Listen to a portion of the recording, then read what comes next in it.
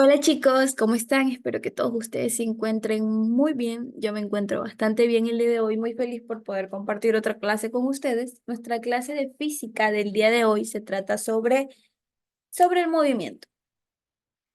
El movimiento a veces resulta difícil porque no podemos saber si el cuerpo está en movimiento o no.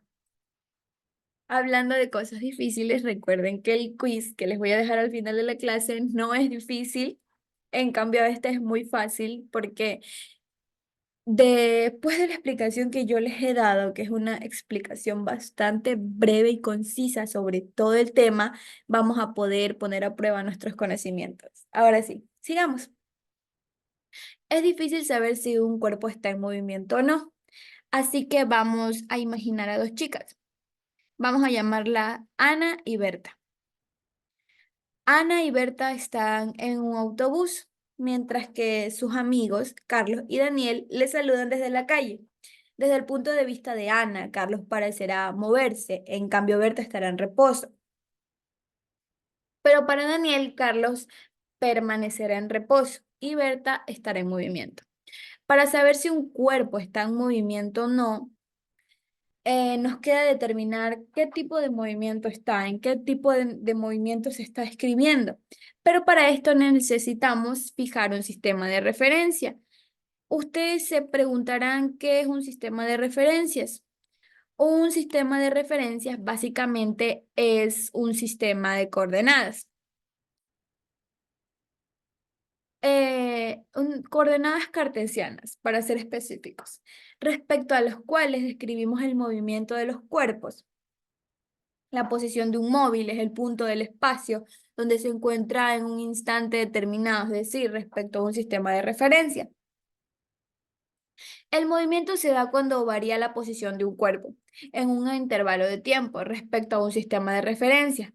Ahora veremos un video que explica uno a uno los movimientos rectilíneos más importantes, que es el movimiento rectilíneo uniforme. Movimiento rectilíneo uniforme. Como su nombre lo indica, el movimiento rectilíneo se da cuando un objeto se desplaza en línea recta y en una sola dirección, como este cohete. Pero entonces, ¿cuándo o en qué momento pasa de ser un movimiento rectilíneo normal a un movimiento rectilíneo uniforme? En este video te lo explicamos. En física, la palabra uniforme está relacionada con el movimiento de un objeto cuya velocidad es constante, es decir, que no tiene variaciones.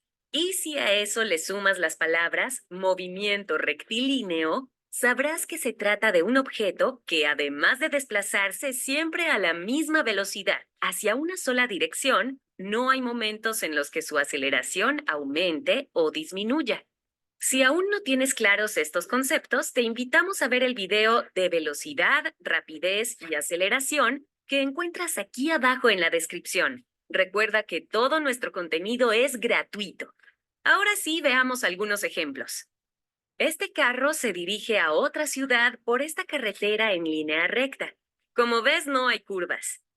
Además, lleva más de 30 minutos con la misma velocidad, 60 kilómetros por hora.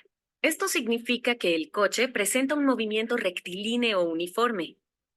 Y este avión, que parece flotar entre las nubes, lleva un par de horas moviéndose en línea recta y con la misma velocidad. Hasta aquí, su movimiento es rectilíneo uniforme, pero en el momento que tenga que girar y subir su velocidad, pasará a ser otro tipo de movimiento porque cambia su estado. ¿Sabías que el físico Galileo Galilei fue el primero en definir el movimiento rectilíneo uniforme, el cual se presenta con las siglas MRU? Sin embargo, existen otros países donde prefieren manejar la denominación MRC, que hace referencia al movimiento rectilíneo constante. Este tipo de movimiento es considerado uno de los más sencillos en la física y fue el punto de partida para que Isaac Newton, 83 años después, presentara su primera ley del movimiento o ley de la inercia. En nuestro canal encuentras un video donde te la explicamos. Para recordar fácilmente de qué se trata el movimiento rectilíneo uniforme, tómale una captura de pantalla a estos apuntes.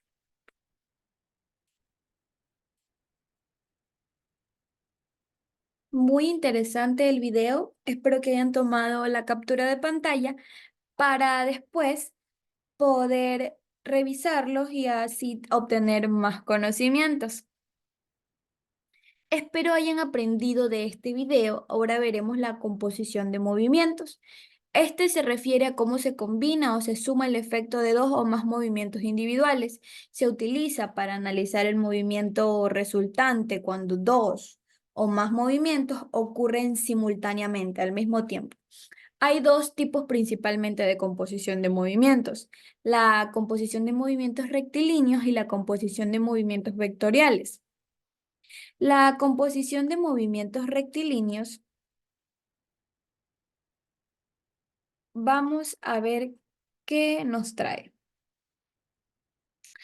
Si un objeto experimenta dos o más movimientos rectilíneos en direcciones diferentes, los desplazamientos individuales se suman algebraicamente para dar el desplazamiento resultante. Por ejemplo, si un automóvil se mueve hacia el norte con una velocidad de 30 kilómetros por hora y al mismo tiempo hacia el oeste con una velocidad de 40 kilómetros por hora, su velocidad no será simplemente la suma de los dos, sino que se determina usando el teorema de Pitágoras. La composición de movimientos vectoriales son cuando los movimientos tienen componentes en direcciones diferentes. Por ejemplo, el movimiento de un plano. Se utilizan métodos vectoriales para encontrar el movimiento resultante. Esto implica trabajar con magnitudes y direcciones. Los componentes horizontales y verticales de cada movimiento se suman vectorialmente para obtener el desplazamiento resultante. En esencia, la composición de movimientos es crucial para entender y predecir cómo se combinan y afectarán entre sí estos movimientos, lo cual es esencial en la descripción precisa de fenómenos físicos complejos. Ahora veremos algo de suma importancia, que son las aplicaciones de las leyes de Newton. Las leyes de Newton nos permitirán resolver los problemas de dinámica. Vamos a ver cuáles son los problemas de dinámica. Para aplicar las leyes de Newton, dibujamos un esquema con todas las fuerzas que actúan sobre cada cuerpo.